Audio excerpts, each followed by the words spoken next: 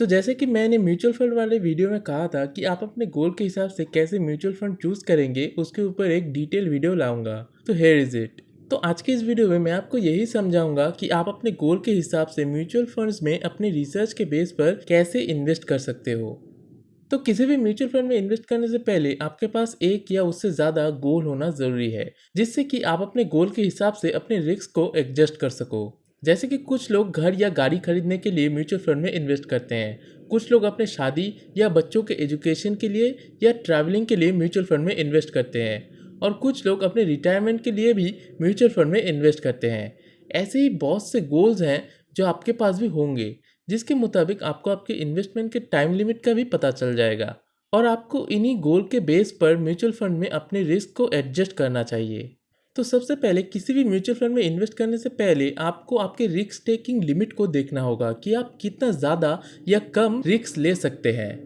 अगर आप अपने पर्पस के लिए ज़्यादा रिस्क ले सकते हैं तो आप अपना पैसा लॉन्ग टर्म यानी 15 से 20 साल के लिए एसआईपी के थ्रू किसी अच्छे इक्विटी म्यूचुअल फंड में इन्वेस्ट कर सकते हैं। लेकिन इक्विटी मार्केट में शॉर्ट टर्म में काफ़ी वॉलेटिलिटी होती है, इसीलिए इक्विटी मार्केट में लॉन्ग टर्म के लिए ही इन्वेस्ट करना चाहिए। अगर आपका इन्वेस्टमेंट गोल 3 या 4 साल के बाद कोई गाड़ी खरीदना है या कोई लग्जरी चीज़ खरीदना है, तो आपको इस केस में आपके कैपिटल को प्रोटेक्टेड रखना ज़रूरी है। भले ही आपको रिटर्न्स कम मिले, तो ऐसे सिचुएशन में आप अपने गोल के ज़्यादातर हिस्से डेब्ट फंड में इन्वेस्ट कर सकते हैं। डेब्ट फंड्स में आपका एफडी के बराबर या एफडी से थोड़ा ज़्यादा रिटर्न मिलेगा, इसीलिए डेब्ट फंड इक्विटी म्यूचुअल फंड से ज़्यादा सेफ माने जाते हैं। अब सभी म्यूचुअल फंड्स अपना अपना एक बेंचमार्क सेट करते हैं, जिसके अगेंस्ट आप किसी भी म्यूचुअल फंड्स के रिटर्न को कंपेयर कर सकते हैं। लेकिन यहाँ इंपॉर्टेंट बात यह है कि आप कौन सा बेंचमार्क चूज करते हैं। कई बार लोग स्मॉल कैप या मिड कैप फंड में इन्वेस्ट करके उसे निफ्टी 50 या सेंसेक्स से कंपेयर करते हैं, जो कि गलत है, क्योंकि निफ्टी 50 के अंदर फ्री फ्लोट मार्केट कैप वाले लार्ज कैप स्टॉक ही कंसिडर किए जाते हैं। अगर आपको फ्री फ्लोट मार्केट कैप के बारे में नहीं पता, तो आप हमारी निफ्टी और सेंसेक्स वाली वीडियो को देख सकते हैं, जिसका लिंक ऊपर कार्ड में और डिस्क्रिप्शन में दिया हुआ है।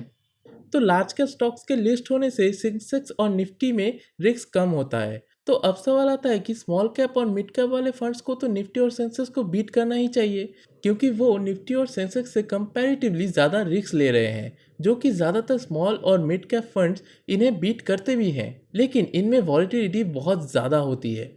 किसी भी म्यूचुअल फंड में इन्वेस्ट करने से पहले उसके फंड मैनेजर का एक्सपीरियंस और एएमसी रिकॉर्ड को चेक करना चाहिए। बेसिकली आपको ये जानना ज़रूरी है कि आप जिस म्यूचुअल फंड में इन्वेस्ट कर रहे हैं उसका फंड मैनेजर कौन है और उसका एक्सपीरियंस कितना है। आप किसी भी इन्वेस्टिंग ऐप पे किसी भी फंड के मैनेजर का नाम, उसका एजुकेशन, उसका एक्सपीरियंस के बारे में जान सकते हो। फंड मैनेजर जितना ज़्यादा एक्सपीरियंस रखेगा उतना ज़्यादा अच्छा होगा। और आपको ये भी देखना होगा कि फंड मैनेजर ने मार्केट के डाउन साइड में यानी बेयर मार्केट में और अप साइड में यानी बुल मार्केट में अपने फंड्स में कैसे रिटर्न्स दिए हैं। और इसी के साथ साथ आप किसी भी फंड को कैटेगरी एवरेज रिटर्न के साथ कंपेयर कर सकते हैं। यानी अगर आप स्मॉल कैप फंड में इन्वेस्ट करना चाहते हैं, तो उसी कैटेगरी में बाकी म्यूचुअल फंड कैसा परफॉर्म कर रहा है आप ये भी चेक कर सकते हैं। और इसी के साथ साथ आपको किसी भी फंड के एएमसी यानी एसेट मैनेजमेंट कंपनी के ट्रैक रिकॉर्ड को चेक करना ज़रूरी है। एसेट मैनेजमेंट कंपनी वो है जो अपने म्यूचुअल फंड स्कीम को चलाती है। For example SBI index fund, इस केस में आपको फंड मैनेजर के साथ साथ एसबीआई के ट्रैक रिकॉर्ड को भी चेक करना होगा, क्योंकि एक फंड कौन से स्टॉक में इन्वेस्ट करेगा ये एएमसी ही डिसाइड करता है। इसीलिए एएमसी के पास्ट रिकॉर्ड को चेक करना ज़रूरी है।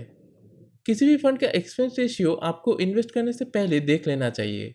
अगर आपको एक्सपेंस रेशियो और एग्जिट लोड को समझना है, तो आप हमारी व्हाट इज म्यूचुअल फंड वाली वीडियो को देख सकते हैं, जिसका लिंक ऊपर कार्ड में दिया हुआ है। अब आता है आखिरी चीज़, जो है म्यूचुअल फंड्स की रेटिंग को चेक करना।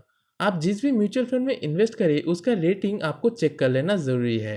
अगर किसी म्यूचुअल फंड का रेटिंग 5 स्टार है, तो आपको ये भी इंश्योर कर लेना है कि उस म्यूचुअल फंड का मल्टीपल प्लेटफॉर्म्स पे रेटिंग 5 स्टार ही हो। इसके अलावा भी कुछ चीज़ें हैं, जैसे कि standard division, sharpe ratio, turnover ratio. इन चीज़ों को मैं एक सेपरेट वीडियो में डिटेल में समझाऊंगा। तो आज के वीडियो के लिए बस इतना ही। मैं लौटूंगा फिर से किसी इन्फॉर्मेटिव वीडियो के साथ। तब तक के लिए आप हमारे चैनल को सब्सक्राइब कर दीजिए। ये वीडियो सिर्फ एजुकेशनल पर्पस के लिए है।